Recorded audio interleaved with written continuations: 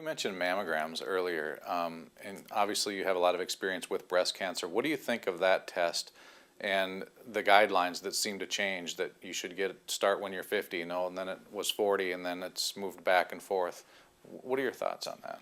Well, let's start with the most recent study. The Canadian study that was done was a 25-year study. The results came out in February of 2014, and they found that for women aged 40 to 59, that mammograms did not reduce breast cancer mortality, not by 0.5%, nothing, and it was just as effective as a self-breast exam.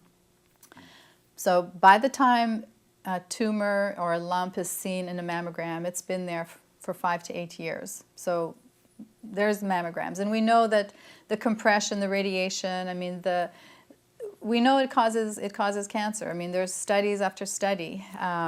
Dr. Samuel Epstein, great voice for prevention and the truth about medicine.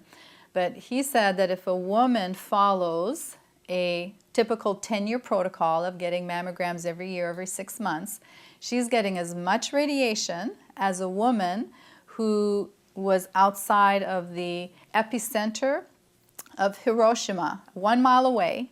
She's getting 10 rads of radiation in that accumulated amount of time. So it's dangerous stuff. And I'm not saying don't ever get a mammogram. Now with the digitals, there's a little bit less radiation, but they're so inaccurate, and there's other ways for you to find out if you're dealing with breast cancer.